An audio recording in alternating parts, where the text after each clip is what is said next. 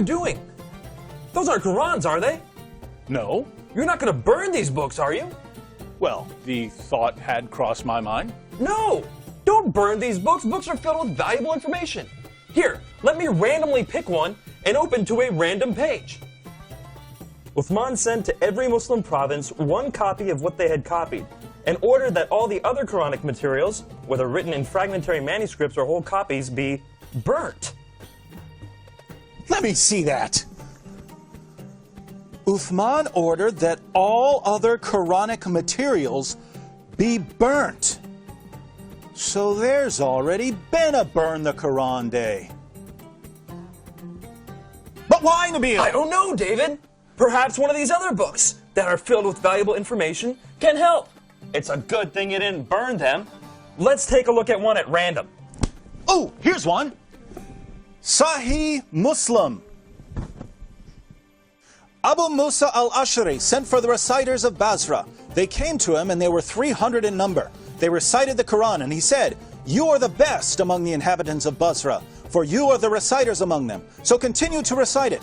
But bear in mind that your reciting for a long time may not harden your hearts, as were hardened the hearts of those before you." Good. Wow! It says they had their hearts hardened. Well, what happened next? Let's keep reading and find out.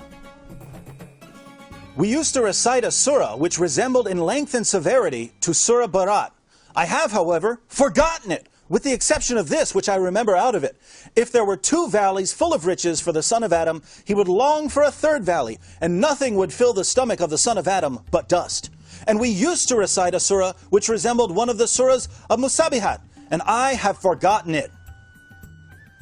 So this is saying that 2 chapters of the Quran are missing because Muslims forgot them. Let me see that. You're right. This is saying that 2 entire chapters are missing because Muslims forgot them. Hey, Nabeel, look at this. Ubay was the best of us in the recitation of the Quran, yet we leave some of what he recites. Ubay says, "I have taken it from the mouth of Allah's messenger and will not leave it for anything whatever." Wasn't Ubay the best reciter of the Quran? Yes! And wasn't he one of the best 4 teachers of the Quran? Yes! But he says stuff in his Quran that is not in this Quran. Let me pick a random verse from this Quran and read it. Surah 33, verse 6. The Prophet is closer to the believers than their own selves, and his wives are their mothers. Oh look, here's a footnote. In some qira'as, like that of Ubay ibn Ka'b, occur also the words, "and he is a father of them." So Ubay, one of Muhammad's top teachers of the Quran, had words in his Quran that aren't in this Quran. But was he the top teacher of the Quran? Surely Zayd ibn Thabit, who put together the Quran we have today, was Muhammad's top Quran expert. Well, actually, Ibn Masud was the first name that Muhammad mentioned when it came to learning the Quran. You know, surely one of these books would have something about him. Oh, look, here it is. I heard the Prophet saying, "Learn the Quran from 4. Abdullah ibn Masud, Salim, Mu'ad, and Ubay bin Ka'b." I wonder what Muhammad's top teacher of the Quran has to say about it. Let me pick up another one of these books at random. Here's one. The people had been guilty of deceit in the reading of the Quran. I like it better to read according to the recitation of him whom I love, more than that of Zayd ibn Thabit. Wow, according to that book you're holding, Muhammad's top teacher of the Quran is saying reading today's Quran is like being guilty of deceit. I wonder if any of these other books have something to say about it. Here, let me look at this one. Oh, there it is. O you Muslim people, avoid copying the Mus'haf and recitation of Zayd bin Thabit. By Allah, when I accepted Islam, he was but in the loins of a disbelieving man. And it was regarding this that Abdullah bin Masud said, O people of Al-Iraq, keep the masahif that are with you and conceal them. So Muhammad's top teacher of the Quran says that today's version is deceptive and that we should avoid copying and reading it. But now I'm confused, Nabeel. Muslims have always told me that the Quran has been perfectly preserved right down to the letter and that the evidence proves this. That's what I was always taught. I'm sure one of these books will tell us that the Quran was perfectly preserved. How about that one? Let's see.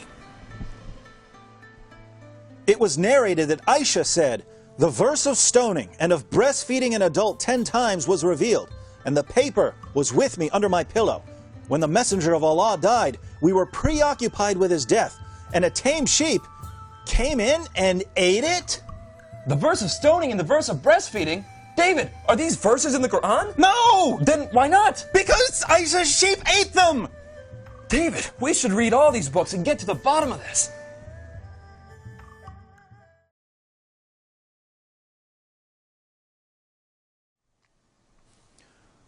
So let me see if I've got this right. Muhammad died, and no one had compiled the Quran. The people who had memorized large sections of the Quran were sent into battle by Abu Bakr, and they were slaughtered. Muslims lost a ton of the Quran that day. Abu Bakr didn't want to lose any more, and so he had Zayd ibn Thabit put together what was left and compiled it into a manuscript.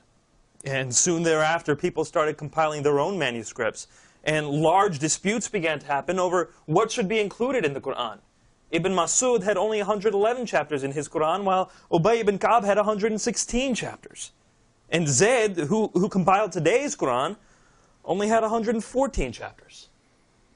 According to Muslim sources, entire chapters of the Quran were lost. Large sections of chapters have been lost. Individual verses have been lost. And in the end, Uthman put together what he could, put out his own official version of the Quran, and burned all of the evidence. Wow. Sure, I'm glad that no one burned this evidence. Nabeel, let's agree that we're never going to burn any book, no matter how much we disagree with it. Yes.